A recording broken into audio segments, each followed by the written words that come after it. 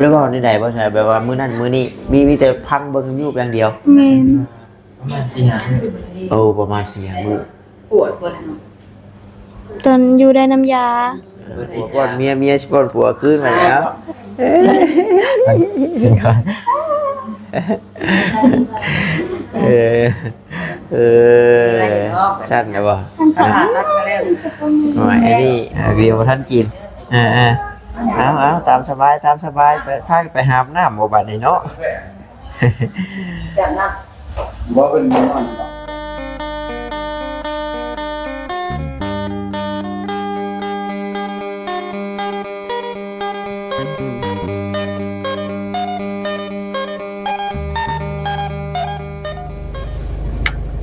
ไหนดิมื้อนี้เนาะมีผู้ใดมานอนเป็นโมอยู่บ่เอาน้องแต่เพิ่นเมื่อคืนนี้เห็นเบานิ้วแล้วเนาะก็เบานิ้วก็เบายาวบ่ล่าสุดเพราะว่าหลังจากเฮาเมื่อแล้วสงสัยเขาเบานิ้วก็เบายาวนี่ต่อเนาะ เป็นเพราะว่าน้องแต่โทรหาเพิ่นตอนดึกๆเป็นได้ยามาใส่แต่ว่าเงินบ่มีก็เลยหาให้เขาบ่นิ้วกับอายาแหละไปเอาเงินนำพี่น้อง โดยก็จักสิว่าจังใดได้เห็นในคลิปเมานิ้วกับคลิปเอ้ยไล่คือว่าเอ้ยไล่ถามคือว่าจังใดเพิ่นบ่จักพอใจปานใดเด้เนาะโดยสบายดีเด้อ มาส่งเขาคนป่วยมาเยี่ยมเบิ่งมาแล้วผ่าตัดอะไรยังเนาะมาเต็มวัน มาแต่เมื่อคืนนี่พี่น้องเมื่อคืนนี่เมื่อเช้านี่ก็บ่ได้มาเว้นนี่ก็บ่ได้มาพี่น้องเนาะขายเครื่องแล้วก็บ่ตาก็ออกไปหน้าไปหยังนี่พี่น้องเอ้ย มาจอบส่งแล้วก็พอได้มาส่งกินนะ แม่นนี่ก็ซื้อนมกับเอาข้าวแล้วมาต้อนน้องเพิ่นเนาะยันว่าบ่มีผู้หนึงข้าวหนึงน้ำ เดียวขนาดแต่ว่ายันว่าบ่มีผู้หนึงเข้ามาให้ก็เอาเขาส่ง แต่ว่าพ่อเพิ่นมาได้ ไม่ไหน ถ้าพ่อเพิ่นมาแล้วก็ดีแล้วเนาะมาเป็นหมู่ลูกแน่พี่น้องเอ้ยก็มีแม่ป้าเพิ่นโทรมาอยู่ตอนไปขุดกบนะบ่จิตนั่นโอ้ยกระบาปน้องแต่ว่าซั่นเนาะแล้วก็เพิ่นก็สอนสู่ฟังอันนี้คือเว้าตามที่ป้าเพิ่นสอนสู่ฟังเนาะเพิ่นว่าศาสนาคริสต์นี่บ่ควรเฮ็ดกองบุญเนาะเพราะว่าเจ้าศาสตร์เจ้าเข้าอีกศาสนานี้แล้วเจ้าบ่ควรเฮ็ดกองบุญเฮ็ดแล้วก็บ่ได้แล้วนะ ซึ่งก็ว่าศาสนาคิดอยู่แต่มันพัดแล้วแต่บ้านบ้านไหนพาเฮ็ดได้ละไปเฮ็ดได้ แม่นอันนี้ชาเอ้ยนางเว้าเนาะแล้วก็คำว่าผีนี่บ่มีเลยเพิ่นว่าเนาะอันนี้ป้าเพิ่นว่าให้ฟังพี่น้องเอ้ยเอาก็จักได้แล้วพี่น้องเนาะหลายคนหลายว่าความเชื่อคนคือบ่ตาว่าแล้วพี่น้องเอ้ยเด้บ่น้องแต่ละเบิ่งนี่ยืนลมเล่มอยู่นี่เนาะไปซะพี่น้องเอ้ยเนาะจะได้ลงน้องเพิ่นก่อนแล้วก็คือว้าวแหละรอถ่าให้ขาโยกตะกอนผู้สันเนาะเพิ่นจังสิผ่าตัด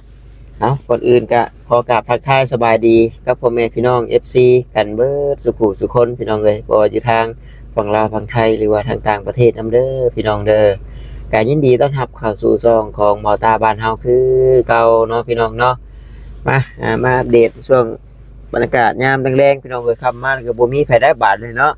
ไปแต่เช้านี้เฮาก็พุ่นละลงไปเยี่ยมน้องเพิ่นก่อนพี่น้องเอ้ยกินข้าวกินน้ำแล้วบอกเรื่องจังใดเนาะ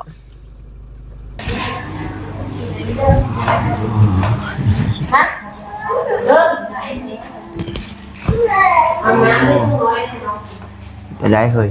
สรุปแล้วบอกเอ้าสบายดีเด้อนี่จะไหนบาดนี่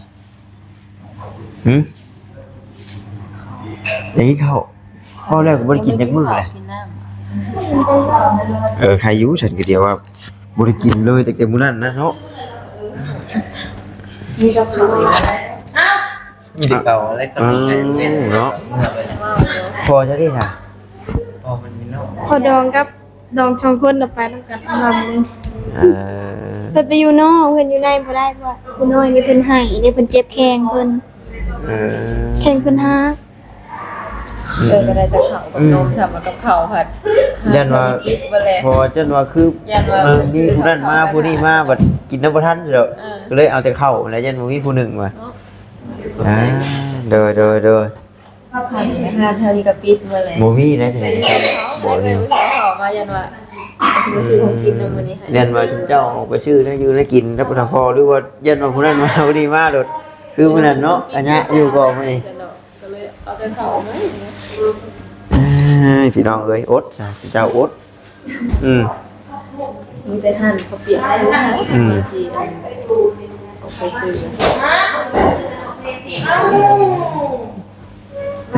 เป็นเป็ดทั้งตัวนี้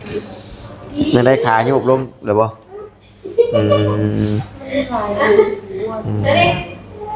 เนาะ คนที่ตายเขากลัวว่ายัน ยันยิบบ่ได้ติเพราะว่าชาวตาพังในคลิปนะจะมันบวมมันยันยิบยากตัวนั้นเนาะ เขาก็สิบ่ให้ออกไปตักไปตัวบ่ได้ก็บ่ได้เดี๋ยวสิว่าตัวเป็นคือผมไปเอง แม่เพราะว่า ก็ในความคิดของเขานะ หมอมันก็บ่คือกันคือว่าแน่ถ้าว่าคือว่าเนี่ยมันควบคืนหลายคนเนาะคนเฮามันคือเพิ่นเพื่อแพทย์เด้เพิ่นเอาตามแพทย์เนี่ยเดี๋ยวมันโยกเพิ่นก็จะคอยผ่าตัดให้แต่ว่า แล้วคืนนี้ เอามีกับเขามาแล้วเนาะสบายดี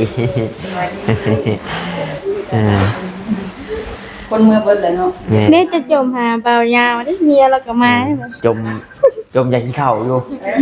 จมมาเบิดนะ ที่ว่านี่มาชื่อเบิ่งแค่นี้วัดปิดไปแล้ว แถวนี้มันปิดได้ เลื่อนขึ้น ออกจากเฟซ เจ้าเข้าไปหันก็ได้เนาะ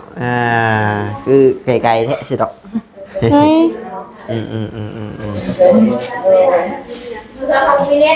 แต่ว่าจักมือใดสิได้พาเนาะเพื่อสิยุ่งเอาว่าป้าไปโดนช่องให้ขิดไข่ขึ้นให้ลูกธรรมดาเฮงที่พาไว้วะ ย่านแบบมันเหงามันเกิดคนเจ็บก็ได้สิอดบ่ได้ มันทางในมันหักมันแตกแล้วมันแทงเน่าแล้วลูกอันนี้ว่าจะเฮาดอกว่า บอกว่าตีเนี่ยนะ ฮะ บอกว่านั่นยาว เอาญาตินั้นของคนบ่พาฮะ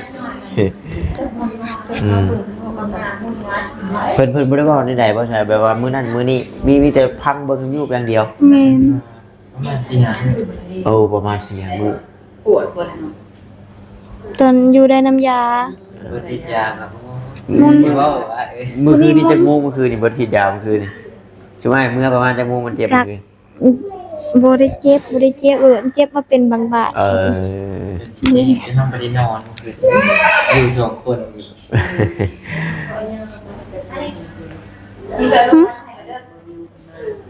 9 โมงหรือ10 โมงนี่แหละ โยผมมีเงินจากอันนี้ได้โนทางเป็นธรรมดาพูดเป็นธรรมดาผู้เจ็บที่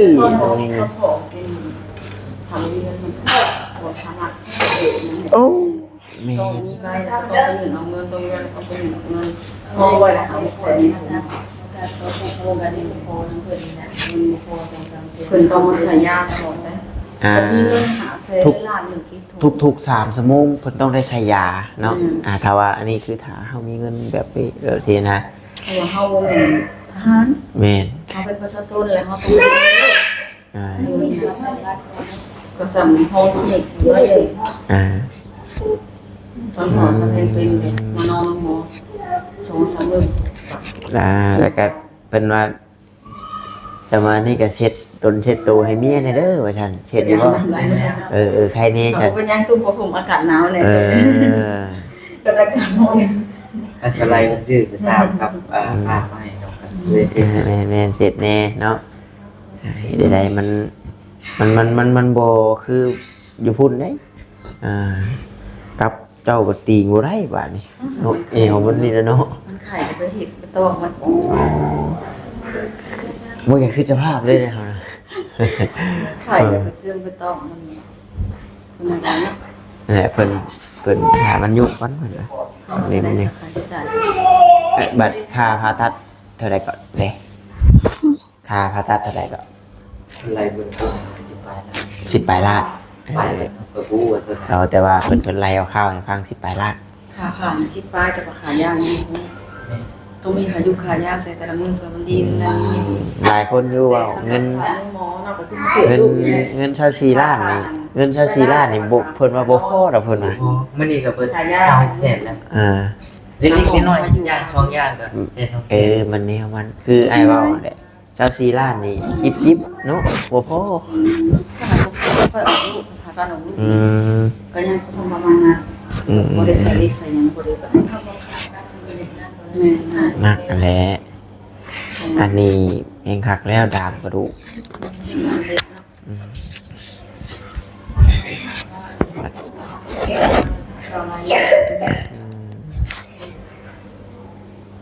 กับมันนอนรอหลายมือโพดเลยเนาะมันทำมันยืดอะไรเนี่ย อยู่หลายมื้อนึงสิมันหลาย เอ้าอ่ะจากชาวซีล้านมันก็สินอดหน่อยถอยลงนอดหน่อยถอยลงบัด 30อัพ บัดมือพาบัดบ่มีเงินบัดเอาอีกแล้วเงินบ่พอเพราะว่าอ้าย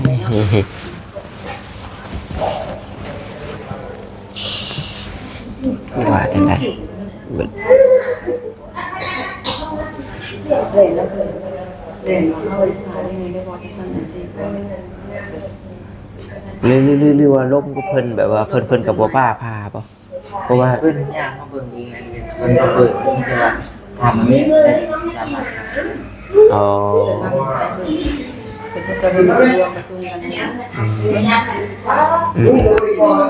ป้าไว้เจ้าก็ได้เอาไหมลองเกิดเขาเลยคนมันเป็นอะไร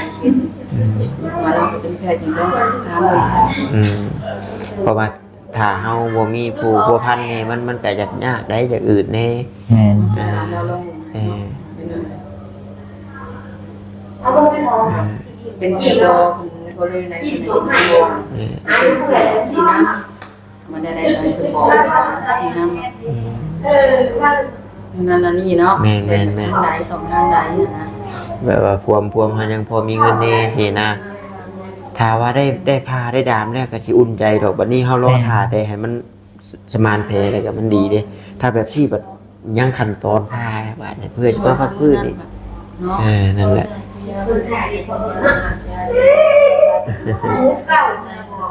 บรรเทาสื่อในบางที ย่างซักลายจนขาซ้ำเลยวัน โย ซัก เอาจนบันไดกับชันคา สอนตัดสินหก็ต้องสี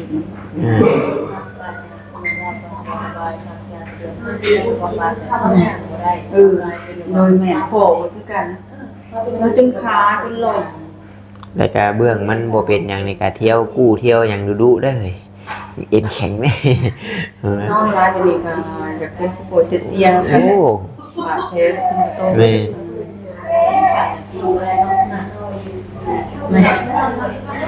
นอนแข็งอยู่ก็ยังเหนื่อยนะ นี่บัดนี้ได้แน่กินเลยแรกก็พากันกินบัดเอิ้นพอมากินน้ำเด้อ กินได้กินได้บ่ได้กินได้บ่ อยากเข้า ผมพอได้กินแล้วพอนึงเขาปลาไว้แล้วเขาเจ้ากินอยู่เนาะ มากังเว้นหรือคือว่าสับลาบอยู่ในกินที่เรา ก็เห็นคนหลายคนเลยอยากมาจอบอยากมาสอบอยากซื้อนั่นซื้อนี่ไม่กินอยู่แต่ว่าคนหลายแบบงงอยากมาควรถ่ายคนนั่นคนนี้ถ่ายแบบเนาะ เนี่ย คือท่านจอบมากันเวียนไงจอบมาเวียนไทยเอาลงแพรเอาลงเป็นเล่นมาเป็นเล่นทำเป็นไปจอบก็ต้องไปจอบคือเรา นี่ยันมาแต่หน้าแต่ก็ไปว่าล่วงไปหาน้องเตเพิ่น ปั่นเขาเนาะ บ่ไปหาคุดกบแน่แล้วก็เกไม้นี่บ่มา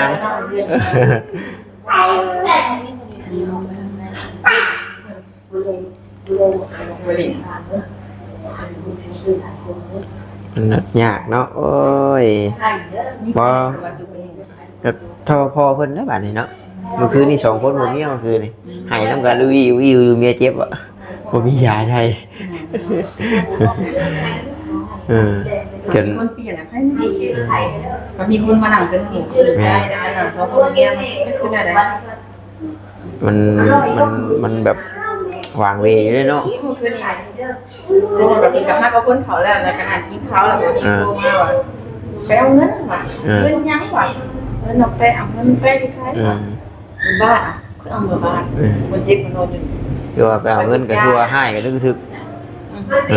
ตัวหายกันอยู่ก็ถึง มัน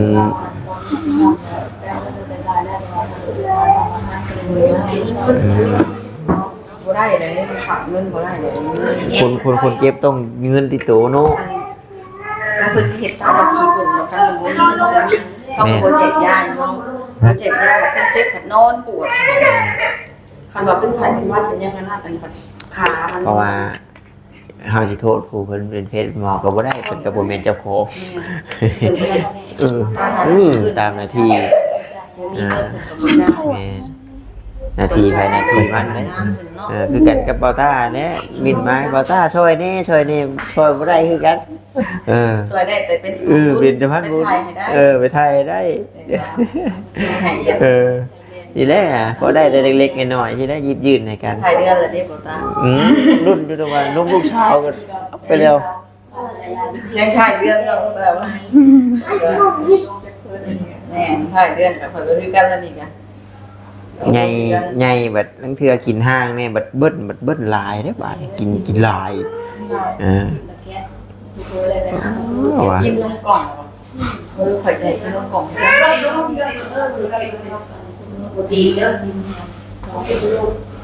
นุ่มชงโตนุ่มมันพงกับมาลัยเบิ่งแล้วก็เกือบคำกันเนาะเบิดเดือนนึง2แก๊สปลายพุ่นก็ได้ใส่กินนมกล่องแบบนี้ใหญ่เลยเขาเฮียนน่ะติเขาได้ไม่อยากไปเองได้อยากอยู่ในตู้ช่างเฮาใช้ตู้เองออกเองหรอกใช้ประตูออกได้แล้วก็แหลงครับปิดหมู่เด้เนาะนี่ก็ฟังเบิ่งแต่ว่าปีหน้าถ้าว่ามันเป็นตาจังใดก็แต่ว่า2ปี3ปีนั้นเนาะก็จะเริ่มหับเนาะหับไปปีบ้านเขาหับแล้วปี3ปี4แล้วก็หับแต่ว่ามันก็ราคาก็สิแพงแน่เนาะเล็กน้อยเอาเพราะว่าอยากให้เพิ่นติดหมู่ตัวน้อยเฮาก็ได้สบายทีนะก็มีอยู่ผู้เอาให้ก็ไม่เท่าก็ยังแล้วก็กระบะเพิ่นนำแน่นะมัน3-4 ปีเพิ่นบ่อยากไปกันถ้าใหญ่ลายลีแล้วก็เป็นอันย่านเด้เป็นอันย่านบ่อยากไปเด้อแต่ว่ามันชินเคยแต่น้อยแล้วก็แบบธรรมดาบ่ยากแรกๆเฮาก็เผาเบิ่งนำเลยเนาะมันมีเผาบอกนะเผาเพี้ยนแรงเผาเพี้ยนแรงไปเผานะไปเผาเบิ่งก่อนแน่แต่ว่าตอนเช้ามันก็ลิ้นตอนเพี้ยนไปกินข้าวแล้วก็รับพวกอัตู้ให้จังเลยเนาะคิดตะบิดกังวลแล้วลูกมันนอนยากแล้วมานอนไปเขาว่ารับในกูก็ถ่ายรูปมาให้เพิ่นรับต้องรับเขานี่แหละใจว่าไปพุ่นมันแบบบอกตอนที่หัวไปย่านเจ้ามาเลยย่านไปแล้วค่ะเห็นเป็นเอาหายเป็น2ตัวได้ค่ะดีใจอย่างนะเห็นลูกที่โรงเรียนเหรอคือว่าใครเนี่ยนี่แหละจะให้เพิ่นนี่กับกังวลย่านหมูตีย่านตีหมูย่านนั่นนี่แล้วมูยืนเลยใครเนี่ยกินแม่ขาวป้อนแม่ป้อนกันลูกอยากสอนเองป้อนนะแม่ป้อนเมียมีซีนอยู่มันเป็นซีนแซ่บเลยกินเลยมั้ยเลยอยากเรื่องที่ชอบเลยมักมีให้ตลอดนะเพิ่นตีแล้วเมียคุณมากับเอาเมียเนาะเก่งค่ะให้บอกเอาพอเด็กน้อยต้องซ้อเหรอเนาะต้องบอก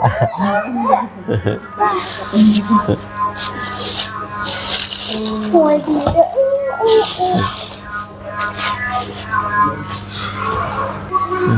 อันนี้พักระบบบานนี่สั่นแม่กินน้ำกันแล้วผัวก็ได้กินมันบ่กินคำใดที่ให้น้องเตนะล่อคักเด้อล่อก็คัก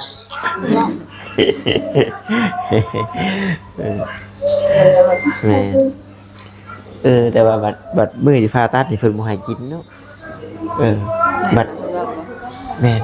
บัดอันเห็นนั่นแม่ป้าเพิ่นว่าอยู่พุ่นบัดเพิ่นแห้งบำรุงนะบำรุงให้เฮาแบบแข็งแรงแบบมีพ่อมันก็จังพาตัดยังทำป่ะจังหัวเพิ่นว่าลูกนะครั้งนี้ได้บ่เนี่ยแต่ว่าตอนเฮาสินี่นะเพิ่นให้กินอิ่มแต่ก่อนแล้วก็บ่แม่นสิว่ากินอิ่มแล้วเพิ่นสิพาได้แบบว่าเฮาตุ่นแบบมีเหือมีแห้งเพิ่นจังแม่นนะครับแต่ว่าให้เฮาเก็บสารอาหารไว้นำนี้นะแม่นเป็น สาเหตุที่เพิ่นให้อดนั่นคือก็ขออนุญาตนั้นญาติเฮาปวดท้ายนักท้ายเบาเพิ่นเลยบ่พาให้กินมันนี่ตอนเจ้าผ่าตัดนี่เจ้าสินี่บ่ได้เด้ ต้องใส่ยาสลบมานี่เนาะใหญ่เติบได้บ่ตัดใหญ่ได้นี่ โอ้โทเล็กใส่ ไปต้องนี่เฮงแบบปืดอยู่น้ำยาชื่อเห็นตอนเพิ่นให้บ่เต้า ขนาดเฮามันมีปากด้วยนึง แม่นอันนี้เรียกว่าเหยาะเพิ่นว่าแต่ว่าเจ็บได้ลูกกับนี่ว่าลืมไปว่าเพิ่นบ่ทันได้ลูกมีแต่น้องเนาะโอ้ยว่า เนาะกันยังน้อง แม่น้องมานำบ่มานำพอบ่ ขึ้นไหวมากเลยเป็นยากน้องใหญ่เพราะว่าก่อนญาติก่อนจะเป็นเราไปส่งนอกเลยงานเป็นนั่นเป็นนี่เนาะเพื่อไปอยู่ไทย กับคือว่าแหละมันจุมเฮาบัดอีกศาสนาหนึงทีนะเพิ่นบัดศาสนาหนึงอันนี้ก็บ่แม่นว่าเว้าศาสนานั้นศาสนานี้อุดีดอกอันนี้ตามที่ผู้เพิ่นเข้ามาเนาะแม่นดีเบิดนั่นแหละแต่ว่าผู้เพิ่นเข้าศาสนาคริสต์คือน้องแต่แบบเพิ่นว่าบ่ควรตั้งกองบุญว่าศาสนาตั้งกองบุญนี่มันต้องแบบว่าศาสนาพุทธว่าศาสนาคริสต์นี่มีแต่เอาลงโบสถ์ลงหยังแล้วก็บ่เฮ็ดตั้งกองบุญอยู่เฮือนไหนเอาลงไปโบสถ์แล้วก็ให้โบสถ์จะโบสถ์อย่างเดียวเพื่อนแล้วก็ให้อาจารย์เพิ่นมาสวดมาหยังแล้วก็เรียกว่าอยากนี่ทำบุญหั่นทำเฮ็ดอยู่เฮือนนี่มันคล้ายๆว่าพุทธแล้วก็คิดนี่เพิ่นว่าตายไปแล้วนี่ก็คือแล้วบ่มีผีบ่มีหยังเพิ่นว่ามีแต่พระเจ้ามีแต่พระเจ้าเลยอันนี้แม่ป้าเพิ่นโทรมาเขากันหมดเรือแต่ต้องเขากับผัวผัวเจ้าเจ้าก็ต้องเขาผัวเจ้าเขาพูดจะเจออะไรมาเราพูดอยู่แล้วจังหวัดรายวันดูหมดเนี่ยต้องแม่ขอพูดวิทยาบ้านดูหมดเนี่ยสลายคิดนอกบ้านนอกแม่บอกอย่างน้อยนอกจากว่าผู้ไปปัวเนาะบางคนเพิ่นก็ไปเป็นพญาติแม่นมีพญาติติดโตก็ไปปัวพญาติได้อยู่แต่บ่แซ่บก็ไปให้ไปฆ่าเพิ่นเด้อหรือว่าเฮ็ดเองบ่ซื้อเอาเป็นตลาดสูงนี่เห็นว่าเพิ่นซื้อไปน้องไก่ที่ก้อนเห็นว่าคือลูกค้าเพิ่นมาทวงซาลาเปานี่คือน้อยแล้วซั่นโยซื้อมานํเขาเนาะบ่ได้บัดเองก็ใช่แต่ละก้อนเขาเจ้าก็ปั้นบ่ทำกันได้เนาะมันก็เป๊ะๆบ่เป๊ะนี่เลยกล้าบ่ได้แม่นเอากินกินผัวป้อนเมียป้อนผัวคืนมาแล้วกินก่อน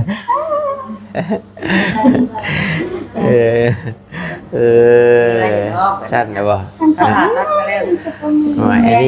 อันนี้ยังวันยังโลชอบไม่ได้ในหน่วยบัดข่าวภาควันเลยป้อนพริกป้อนเกลือได้เป็นอย่างน้องเพิ่นคือป้อนพริกป้อนเกลือเนาะเพิ่นคือบ่ป้อนรับซีดรับไข่เลยมีซีดมันจะมีหวานมีเผ็ดมีเค็มต้องให้มันครบรสจะหนังในของหมอจะสิจำในพอจะกินจะสิจำเกลือหรือจะสิจำน้ำตาลแบบนี้หรือจะเอาเผ็ด